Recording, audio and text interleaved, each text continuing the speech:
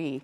Let's go to Mike Rogers at the desk for an update now. Mike. Yeah, so I'm going to be very careful about the information I'm going to share here because I don't want to jeopardize any kind of law enforcement investigation. But what I can tell you right now is outside law enforcement agencies have been notified of a suspect description down to the name of this person as well as the vehicle they were driving.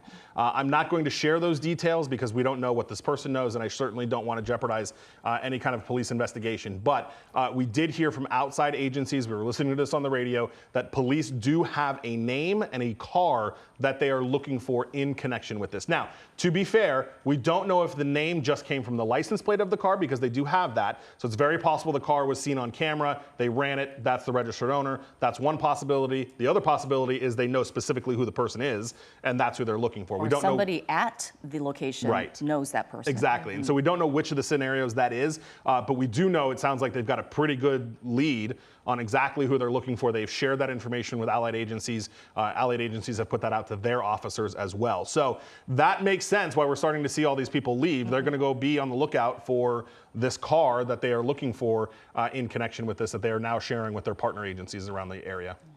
Yeah, not a huge sense of urgency here from the officers we're seeing at this particular scene. Of course, we're not seeing what's going on in the rest of the city or surrounding communities. But when you do think about the geographic location of this technical school, you have LAX right nearby, you have freeways, you have rush hour traffic just beginning on a Friday in Los Angeles. You have parking lots, trailers, hangars, a lot to go through there. So I guess it's maybe good news that at least the people here right now, the people we're seeing are safe as the police tape this area off. Yeah, absolutely. And you're talking about the sense of urgency, Rudabeh, and I think definitely just to speak to what Mike was talking about, the fact that they possibly know who this person is, have now identified them, you know, definitely going to send them, you know, maybe some information that they know possibly where they are, where they could be hiding out.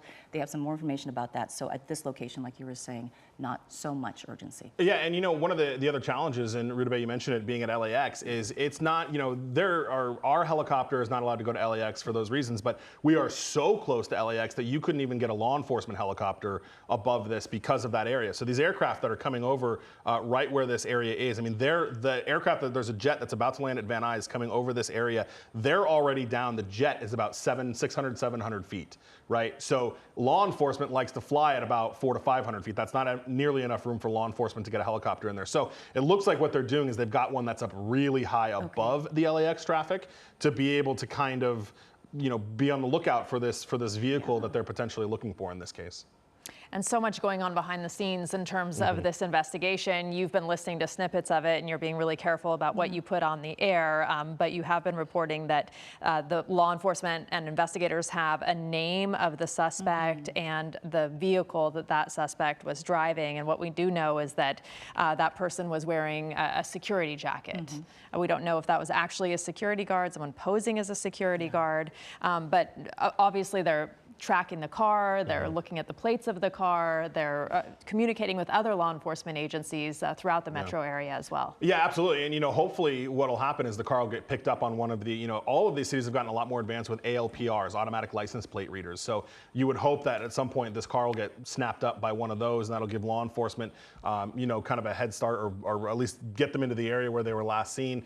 You know, a lot of police cars have the license plate readers on their cars as well. So hopefully they'll be able to get something. They've got a decent sized jump, you know, having the fact that they already potentially know who this person is and what they're driving. Oftentimes that is so much of the effort is to just identify a suspect. And it seems in this case, they have already gotten that information. And now obviously the struggle is just to find them.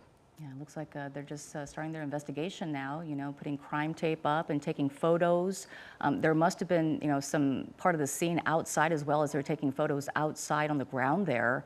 Perhaps some shell casings, who knows? That's what they often find. But as far as we know, this is a shooting that happened just after the 3:30 hour, and there were students inside learning and conducting class inside the Spartan College in Inglewood when someone, a gunman wearing a security guard jacket, walked in and started shooting. Now, as far as we know, this person is no longer on the site.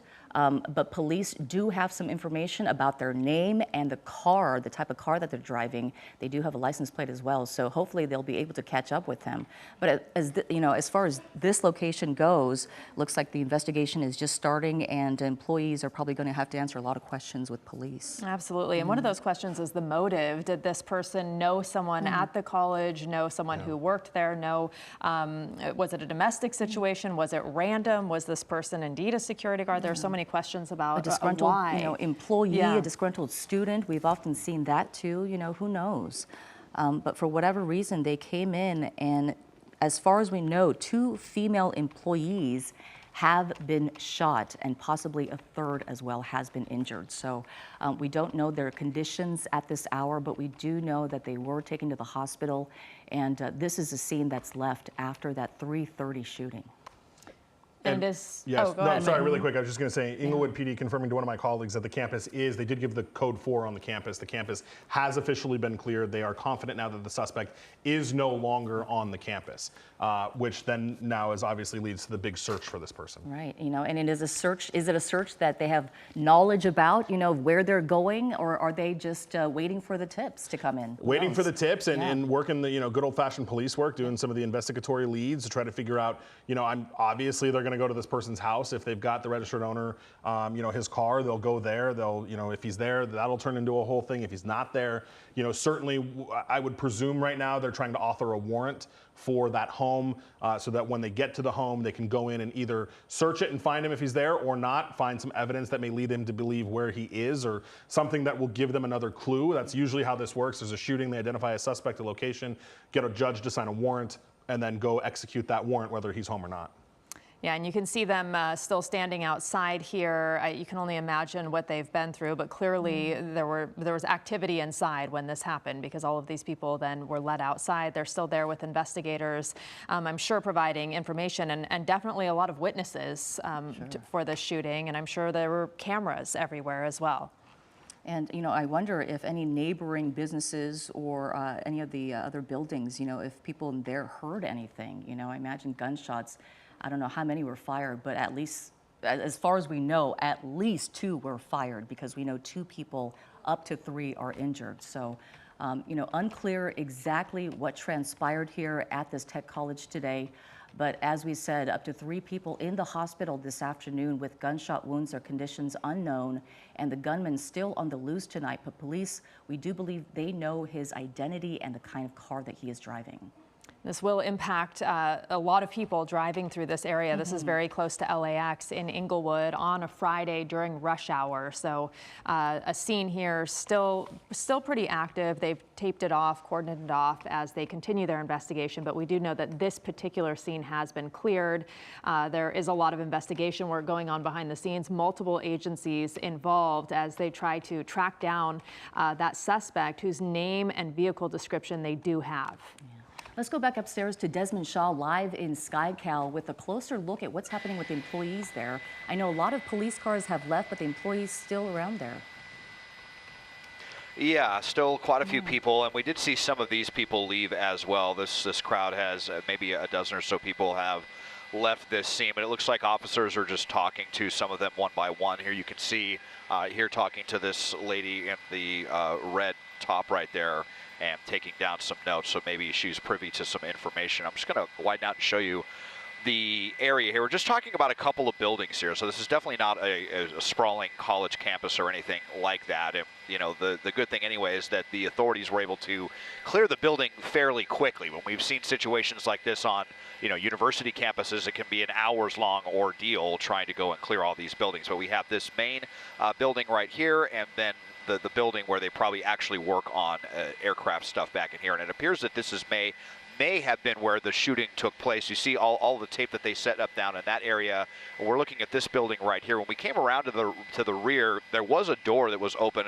Can't see it from this angle, but back in this area there was an open door, and we saw like a dozen officers going in and out of that door, so that's what they're just kind of focusing on that area. I haven't seen hardly any attention being paid to the 3-story building right here. So it's probably a decent guess anyway that this is where the shooting happened inside of that building. We haven't seen any medical waste or anything outside of the college to kind of clue us in that the shooting happened on the outside. It seems that it should happen in the inside here. Yeah, officers trying to get as much information as they can and try to bring this person to justice. Rudabeh and Susie.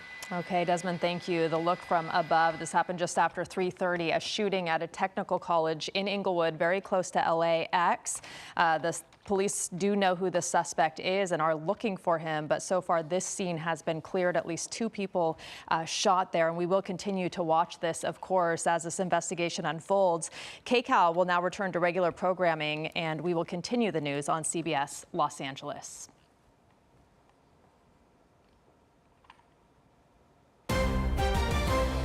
Breaking news out of Moreno Valley, where an explosion blew part of the roof and the garage door off of a house. This happened at 10:30 this morning on Pattyland Drive, very close to Moreno Valley High School. Well, deputies say the explosion was related to a possible butane honey oil lab, and that's more commonly known as a dab, and it's a very strong concentration of THC, the main chemical in marijuana. 2 people were taken to the hospital in critical condition. 1 person was detained for questioning.